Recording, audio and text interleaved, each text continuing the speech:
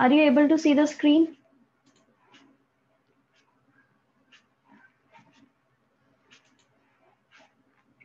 Students, are you able Yes, to ma'am. see? Okay. If you have any problem regarding Yes. yesterday's topic, you can ask me. No, ma'am, no problem. No, ma'am, no problem. Okay. जो ये हमारा piece था, बहुत ही नाजुक था, ठीक है। Negotiated piece था इनका, हमारा नहीं, इनका जो नेगोशिएटेड पीस था, इन्होंने जो बातचीत करके कर रखा था सॉर्ट आउट कि अब आप लोग रेड नहीं करेंगे हमारे प्लेन्स पर, जमींदार जहां पर रहते थे वहां पर नहीं करेंगे, जो हिल पर रहने वाले पहाड़ी थे वो रेड मारा करते थे, तो वो इनका जो है शांति था, मतलब शांति इन्होंने ले रखी थी। और उसके एवज में ये लोग क्या लेते थे इनसे, एक तरीके से इनसे चीज़ें, स्मॉल अमाउंट इनको देना पड़ता था, ठीक है। तो ये जो चीज़ थी ये बहुत ही फ्रेजिल थी, यानी कि बहुत ही ज़्यादा नाजुक थी। और कई बार जो है ये इस तरह की चीज़ें, ऐसे ऐसे इवेंट्स होते थे कि हाँ, ये लोग पैसे दे देते थे कि भाई हम आपके एरिया से पास ऑन हो रहे हैं और ये हमारा अमाउंट है, आप ये ले लीजिए और हमें वहाँ पे शांति से मूव पास ऑन कर देनी चाहिए, मतलब हमें निकलने दीजिए वहां से। लेकिन होता क्या था, कई बार ये लोग पैसे लेने के बाद भी जो है इन पर हमला कर देते थे। तो जब ये कर देते थे तो दिक्कतें आ जाती थी, ठीक है। ये तो हमने कल पढ़ ही लिया था। अब ये है कि कुछ डेकेड, मतलब ये जो चीज थी ये टूट गई थी कुछ लास्ट डेकेड में, 18th सेंचुरी के, जब फ्रंटियर्स जो थे, जो एग्रीकल्चर सेट करे हुए थे उनको, और स्पेशली ईस्टर्न इंडिया के अंदर वो बहुत ज्यादा अग्रेसिव तरीके से फैला रहे थे इस चीज को, ठीक है। क्योंकि ब्रिटिशर्स जो थे उनको क्या चाहिए था, उनको प्रोडक्शन चाहिए था, अच्छा उनको मतलब था तो सिर्फ कलेक्शन से, कि अच्छा कलेक्शन आना चाहिए। तो इसीलिए वो क्या करते थे, एनकरेज करते थे लोगों को, जमींदार और ज्योतिदार को बोलते थे कि भाई तुम फॉरेस्ट क्लियर करो, ठीक है। और पहाड़ी जो थे वो किस पे बेस्ड थे, वो फॉरेस्ट उस पे ही रहते थे, वहां पे उनका जो कल्टीवेशन करने का तरीका था वो फॉरेस्ट बेस्ड था। तो ब्रिटिशर्स जो थे वो बोलते थे कि जंगल हटाओ, जंगल काटो, जमींदार और ज्योतिदार को, और वो बोलते थे कि जो अनकल्टिवेटेड लैंड है, जो जहां पर फसल नहीं उगा जा सकती, उसको कन्वर्ट कर दो राइस फील्ड में, ठीक है, वहां पे चावल की खेती करो। अब यही जो ब्रिटिशर्स थे इनका मानना यह था कि जितना ज्यादा एग्रीकल्चर होगा, जितनी ज्यादा चीजें होंगी एग्रीकल्चर बेस्ड, उतना ही अच्छा हमें रेवेन्यू मिलेगा, उतना ही अच्छा हम क्रॉप्स को एक्सपोर्ट कर सकेंगे, और उतना ही अच्छा हम अपना एक ऑर्डर्ड सोसाइटी को स्टेब्लिश कर पाएंगे। ये ब्रिटिशर्स का मानना था, ठीक है। और यहाँ पे जितनी भी ईस्ट की साइड में जितने भी फॉरेस्ट थे वो सब किससे जुड़े थे, वाइल्डनेस से जुड़े हुए थे। और उन्होंने देखा था कि यहाँ पर बहुत ही प्रिमिटिव लोग रहते हैं और बहुत ही इनके हिसाब से बहुत ही अनरूली और बहुत ही अनसिविलाइज्ड हैं, और इनको गवर्न करना बहुत डिफिकल्ट है, यानी इनको कंट्रोल में करना बहुत मुश्किल है। जो बेसिकली जो पहाड़ी से इनके लिए ये चीज माना करते थे कि यहाँ पर इन लोगों को कंट्रोल करना मुश्किल है, क्योंकि ये लोग, जब ये अपन ने ऊपर पढ़ा था, बुकानन जब आया था, उसने यहाँ पर ट्रेवल किया था, उसने बहुत ही अनफ्रेंडली और हॉस्टिलिटी उसने सेंस करी थी इन लोगों से। उसके आने से ये लोग खुश नहीं थे बिल्कुल भी। और जबकि इंडिया के अंदर तो ये चीज बहुत देखी जाती थी शुरुआत से ही, कि इंडिया के अंदर बाहर से कोई आता है तो उसका बहुत अच्छे से वेलकम होता है, लेकिन इन लोगों ने बिल्कुल भी वेलकम नहीं किया। तो उसने अपने जर्नल्स के अंदर जो भी मेंशन किया, उससे भी ये चीज सामने आती है कि इनको रूल करना बहुत मुश्किल था। अब जब ये अपने ही देश के लोग, जो जमींदार और जोटेदार हैं, जो प्लेन्स पे रहते हैं, उनके साथ में इतना बुरा व्यवहार कर रहे हैं कि उनको ही लूट लेते थे और उन्हीं का उनके यहाँ रेड मार देते थे, तो उस तरीके से ब्रिटिशर्स को तो फिर ये क्या ही सुनते या उनको उनकी चीजों को समझते। तो ये इस पैराग्राफ में यही चीज बताई गई है कि उनको लग रहा था कि इसीलिए फॉरेस्ट जो है उनको क्लियर करना बहुत जरूरी है, और एक एग्रीकल्चर सेटल करना, स्टेब्लिश करना बहुत जरूरी है, और जिससे ये जो जंगल के लोग हैं, फॉरेस्ट के लोग हैं, इनको डरा करके सिविलाइज तरीके से करें, इनको ठीक करें, पढ़ाए लिखाएं, या फिर ये अपनी हंटिंग जो है वो गिव अप कर दें और फ्लो एग्रीकल्चर जो है वो फॉलो अप करें, ठीक है। ये इनका बेसिकली मानना था ब्रिटिशर्स का। अब इस चीज को हम लाइन टू लाइन पढ़ेंगे तो आपको और अच्छे से समझ में आएगा। This negotiated peace was somewhat fragile. It It broke down in the last decades of the 18th century when the frontiers of settled agriculture were being aggressively extended in eastern India.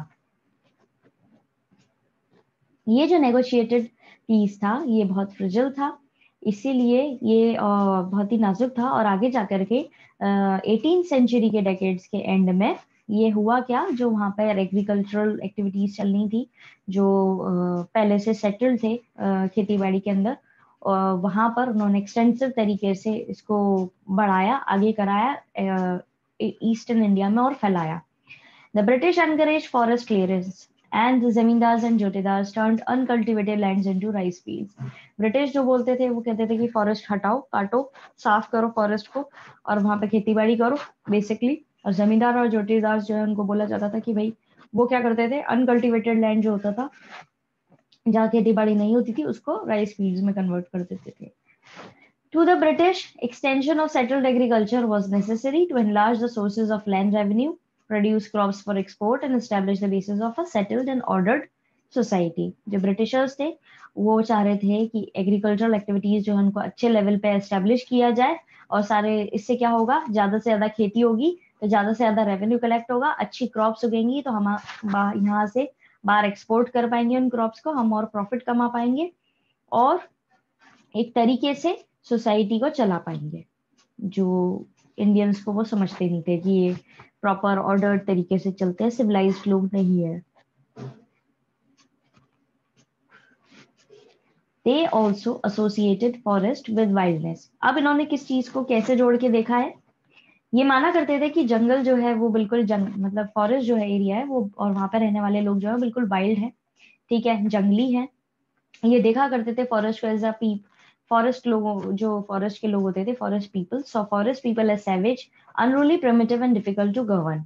बिल्कुल जंगली, अनपढ़ और जाहिल एक तरीके से, बहुत ही पुरानी चीजों को यूज करने वाले, प्रिमिटिव सोच रखने वाले, ठीक है, और इनको रूल करना, इनके ऊपर हुकूमत चलाना बहुत मुश्किल है. So they felt that forest had to be cleared. इसीलिए इनको लगने लगा कि हमें फॉरेस्ट को साफ करना पड़ेगा. जब फॉरेस्ट साफ कर देंगे, फॉरेस्ट ही क्लियर कर देंगे, तो फॉरेस्ट के लोग जो है उनके पास में कोई तरीका ही नहीं रह जाएगा, कोई चीज ही, साधन ही नहीं रह पाएगा कि वो अपने तरीके से चले. क्योंकि जो फॉरेस्ट में रहने वाले लोग थे वो बिल्कुल भी खुश नहीं थे जब ये लोग आकर के इनके एरियाज में घुसते थे, क्योंकि वो अपने तरीके से जीवन जी रहे थे और उनको बिल्कुल भी पसंद नहीं था कि कोई बाहर वाला आकर के हमारे एरिया के अंदर कुछ रहे या अपनी कोई भी चीज चालू करे या फॉलो अप करे.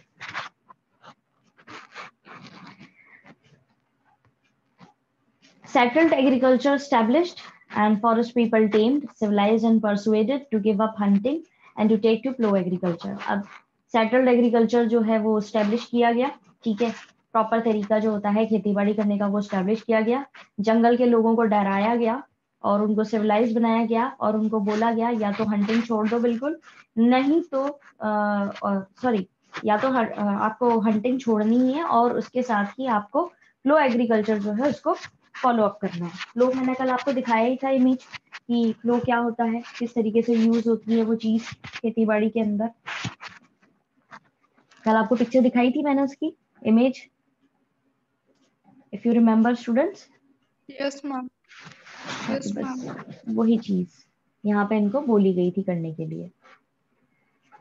अब सेटल्ड एग्रीकल्चर जो है, मतलब सेटल्ड यहाँ पे बोला इसलिए जा रहा है एग्रीकल्चर को कि ये सारा तरीका जो है, क्योंकि जैसा आपने 11th क्लास के अंदर भी हिस्ट्री के अंदर पढ़ा होगा, जब सबसे पहले इंडस्ट्रियलाइजेशन कहाँ पर हुआ था, ब्रिटेन के अंदर हुआ था, वहां पर डेवलपमेंट ज्यादा हुआ था और हमारा इंडिया जो है वो ऑलरेडी इन लोगों के रूल के अंडर ही था, ठीक है. तो यहाँ पर जो चीजें थी, जो लगाई जा रही थी, जो तरीका, टेक्निक जो सिखाई जा रही थी, वो कहीं ना कहीं ब्रिटिशर्स से इन्फ्लुएंस थी. वो लोग अपने तरीके से ला करके यहाँ पे चीजें कर रहे थे और लोगों को समझा रहे थे कि ये असल तरीका होता है काम करने का, ठीक है. और वो ऐसा क्यों कर रहे थे, क्योंकि इनको क्या चाहिए था, प्रॉफिट कमाना था, यहाँ से प्रॉफिट इनको चाहिए था. तो इसीलिए जो बार बार सेटल्ड एग्रीकल्चर टर्म बोली जा रही है ना, वो इसीलिए बोली जा रही है क्योंकि इनका तरीका जो था वो पूरी तरीके से अच्छे से वेल वर्स था, एक तरीके से समझा हुआ था पूरा, ठीक है. अब सेटल एग्रीकल्चर जो है वो फैलने लगता है, एक्सपेंड होता है, एरिया जो है फॉरेस्ट और पेशर्स का वो सिकुड़ता जाता है, कॉन्ट्रैक्ट होता जाता है। इससे क्या होता है, कंफ्लिक्ट जो है हिल फोक्स और सेटल कल्टीवेटर्स के बीच में वो बढ़ने लगता है, यानी उनके बीच में टेंशन बढ़ने लगती है। अब जो फॉर्मर थे जो पहले से रेड मारा करते थे पहले से विलेजेस के अंदर, वो उनकी रेगुलरिटी जो है वो और बढ़ने लगती है। ठीक है, वो फूड ग्रेन्स और कैटल जो है वो लेके चले जाते हैं। इससे क्या होता है, कॉलोनियल ऑफिशियल्स जो है वो डेस्परेटली कोशिश करते हैं उनको कंट्रोल करने की और रूल करने की पहाड़ियाज को, बट वो क्या पाते हैं कि ये टास्क जो है बहुत ही डिफिकल्ट है। अब आपको बोला जाए कि भाई आपको एक नई आपको देश में जाना है, और जैसे सपोज आप देश छोड़ो, आपको बोला जाए इंडिया के ही ईस्टर्न पार्ट जो है जहां पर असम और उड़ीसा, ये जो एरिया है असम और उड़ीसा के अंदर, नक्सलाइट जो है वो आपको इजीली अभी भी मिल जाएंगे। वहां जाके उनको रूल करना है, आपको रूल करना है उनके ऊपर, तो क्या ये इजी टास्क होगा? No ma'am. करेक्ट, बिल्कुल नहीं होगा। क्यों नहीं नो होगा? मैम। क्योंकि वो लोग पढ़े लिखे कम है, वो लोग विश्वास रखते हैं वायलेंस में, जो अपन बिल्कुल भी नहीं रखते हैं। अपन तो नॉन वायलेंट लोग हैं, नॉन वायलेंस वाले लोग हैं अपन तो एकदम उनको समझाना कि तुम्हारे एरिया में, उन्हीं के एरिया में जाकर बोलना भाई फॉरेस्ट काटो, फॉरेस्ट काट करके हमें यहाँ पे रहने दो और हमारे हिसाब से खेती बाड़ी करो, और हम जैसा कह रहे हैं वैसे काम करो, और हमने जो रूल बना दिए हैं उसको फॉलो करो। तो ये तो ऑब्वियस सी बात है, ये आज के जमाने में पॉसिबल नहीं है, तब के जमाने में तो फिर वहां पे कैसे ही पॉसिबल होता। तो हुआ यही, उनको जो सेटल एग्रीकल्चर समझाया जा रहा था, वो जो थोड़े एरिया में जो नीचे रहते थे जमीन पे, मतलब प्लेन एरिया में रहते थे, ज्योग्राफिकल उससे देखा जाए, वो लोग तो इस चीज को समझ रहे थे, वो तो सेटल एग्रीकल्चर को फैलाए जा रहे थे।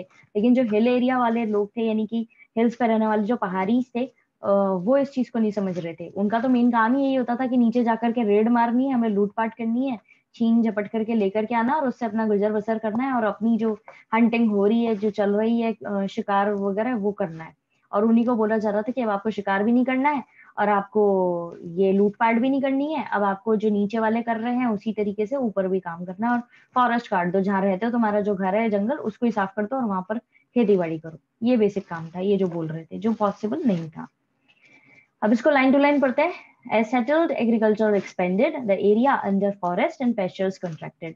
जैसे सेटल्ड एग्रीकल्चर फैलने लगा, जो एरिया था फॉरेस्ट और पेस्चर्स का, वो धीरे धीरे सिकुड़ने लगा, कम होने लगा, क्योंकि फॉरेस्ट क्लियर हो रहे थे, कहीं ना कहीं फोर्सफुल तरीके से ही हो रहे थे, लेकिन हो रहे थे। This sharpen the conflict between the hill folk and the settled cultivators. अब यहाँ पे सेटल्ड कल्टीवेटर्स किनको बोला जा रहा है? Any idea? कोई भी गेस करना चाहेगा? मैम जो लोग मान गए थे। वेरी गुड, शाबाश, हाँ, उन्हीं के लिए बोला जा रहा है कि मैम जो लोग मान। सेटल कल्टीवेशन करने के लिए मान गए थे, जो बिल्कुल, प्लेन एरिया के लोग थे। वेरी गुड, हाँ, उन्हीं के लिए बोला जा रहा है। तो उनके बीच में और जो पहाड़ी लोग थे उनके बीच में कॉन्फ्लिक्ट बढ़ता जा रहा था। The former began to raid settled villages with increasing regularity and carrying away food grains and cattle. अब former यानी कि जो पहले के सेटल जो माना जाते थे, जो आकर के लोग करते थे, जो पहाड़ी लोग थे, वो आकर के पहले से जो सेटल विलेजेस थे उनके अंदर रेड मारा करते थे। अब वो और ज्यादा, उनकी रेगुलरिटी और ज्यादा बढ़ गई थी, यानी वो और फ्रीक्वेंटली आकर के वहां पर रेड मारा करते थे, और उनके फूड ग्रेन्स और कैटल, जो जानवर होते हैं डोमेस्टिक एनिमल्स, उनको ले जाया करते थे। Exasperated colonial officials tried desperately to control and subdue the Paharias. अब ये जो इरिटेटेड और पूरी तरीके से फ्रस्ट्रेटेड लोग थे कि भाई ये कोशिश कर रहे थे हम इन लोगों को कंट्रोल करने की, ब्रिटिश ऑफिशियल्स जो थे वो कोशिश कर रहे थे इन लोगों को कंट्रोल करने की। और अब वो क्या करते हैं, वो डेस्परेटली कोशिश करता है कि इनको कंट्रोल कर लें पहाड़ियों को और इनको अपने तरीके से चलाएं। But they found the task difficult, लेकिन उनको समझ आता है कि ये काम आसान नहीं है, ये बहुत ही मुश्किल काम है। ठीक है, इस पैराग्राफ के अंदर किसी को कोई दिक्कत, या इससे अबव पैराग्राफ के अंदर किसी को कोई दिक्कत?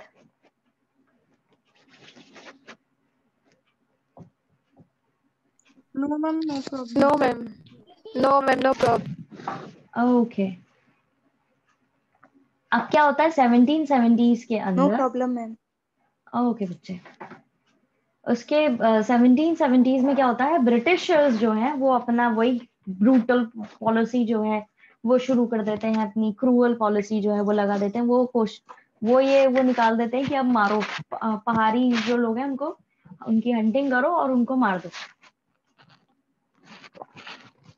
एट द एंड इनके पास में बस यही रह जाता है, जब कुछ चीज कंट्रोल नहीं होती थी इनसे तो ये यही करते थे, लोगों को मार देते थे। इनको कोई मतलब तो होता नहीं था कि भाई ये अपने हैं या नहीं है, ये लोग हैं या नहीं है, इससे हमें कोई फर्क नहीं पड़ता था। कंट्रोल नहीं हो रहा तो मार दो, ये इनका फाइनल वोट था।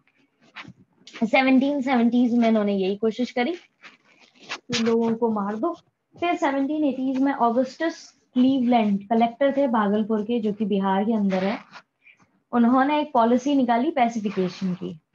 पैसिफिकेशन का मतलब होता है फोर्सिबली सप्रेसिंग, यानी कि फोर्सेबल तरीके से, या तो आप समझा करके मनोहार करके कर लो, नहीं तो फोर्सेबल तरीके से करो। पहाड़िया चीफ जो थे उनको एक एनुअल अलाउंस दिया गया, उनको बोला गया आपको रिस्पॉन्सिबिलिटी उठानी है, प्रॉपर कंडक्ट रखना है, अपने आदमियों को कंट्रोल में रखना है।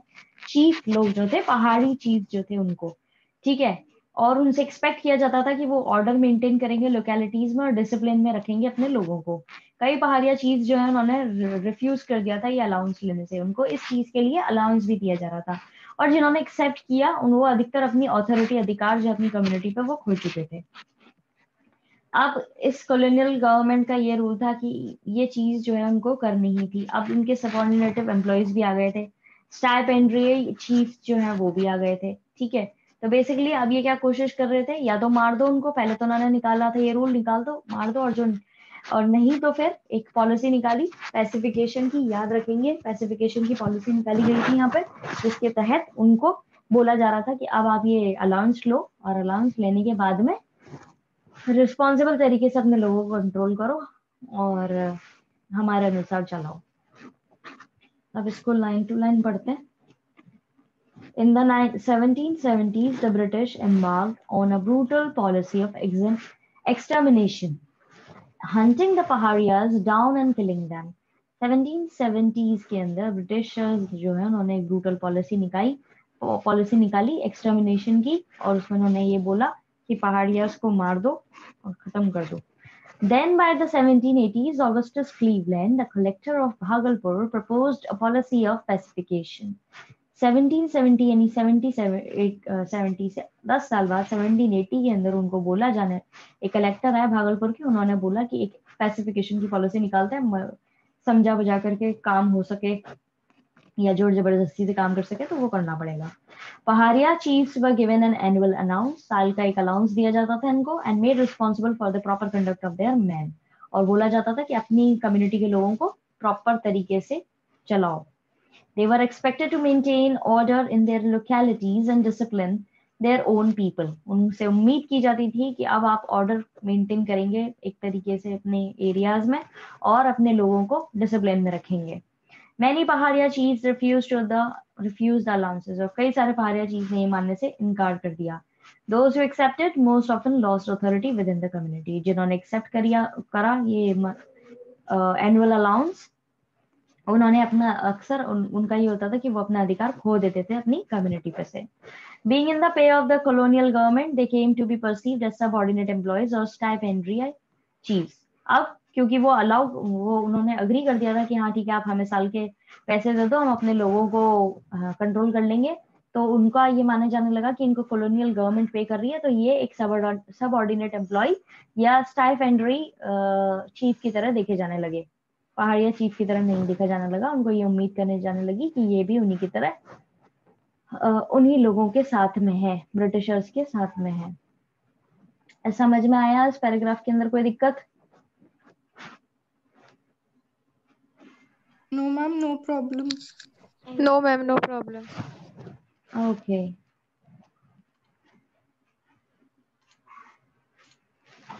तो आज के लिए हम इतना ही पढ़ेंगे। No ma'am, no problem. और प्लीज आप अपनी प्रॉब्लम्स जो है इकट्ठी कर लीजिएगा, वैसे भी हम बहुत स्लो चल रहे हैं हिस्ट्री के अंदर, और मैं चाहती हूँ कि आप अच्छे से पढ़ें, और अगर आपको दिक्कत आए तो आप फ्रीली पूछ लें, बिल्कुल भी हेजिटेट नहीं करें, और इसीलिए हम इतना स्लो भी चल रहे हैं। आई होप ये जो स्पीड है हमारी वो आपको समझ आ रही होगी।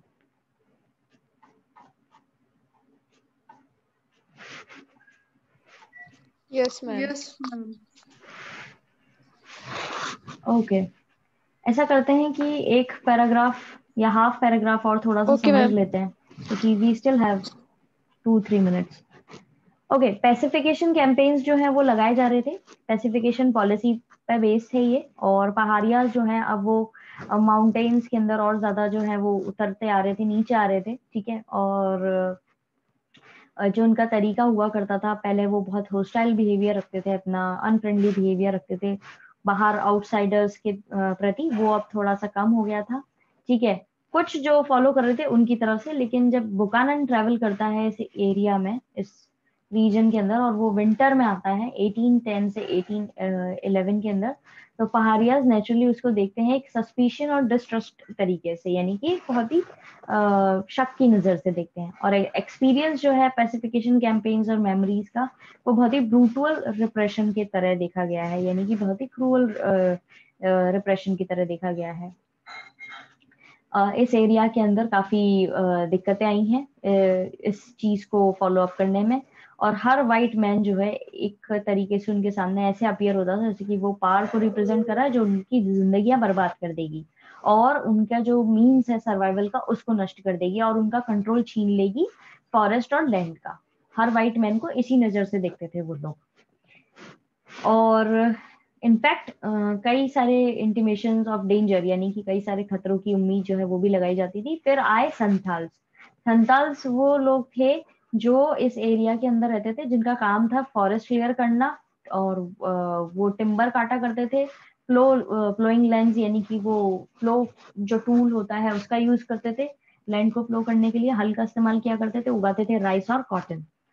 और लोअर हिल्स में रहते थे संथाल सेटलर्स, और पहाड़ियाज जो है वो राजमहल हिल्स में शिफ्ट हो रहे थे, ठीक है। और पहाड़िया लाइफ जो है वो देखी जाती थी हो के, मतलब पहाड़िया लाइफ का सिंबल होता था हो, और दूसरी तरफ शिफ्टिंग कल्टीवेशन उनका मेन वो होता था, और दूसरी तरफ ये जो थे संथाल से इनका जो था फ्लोइंग कल्टीवेशन जो है वो मेन हुआ करता था, और फ्लो का इस्तेमाल ये ज्यादा करते थे। तो वहां पर क्या एक लड़ाई सी छिड़ गई थी, बैटल शुरू हो गया था हो और फ्लो के बीच में, और वो काफी समय तक चला है, ठीक है। अब मैंने आपको ये थोड़ा सा एक्सप्लेन कर दिया है, कल हम इसको भिड़ते ही शुरुआत में ही क्लास के हम इसको पहले रीड आउट कर लेंगे, ठीक है students. Have a nice day ahead, God bless you all, and please Kanjar up your problems for tomorrow session. Okay, thank you Thank you, ma'am. ma'am. Welcome बच्चों।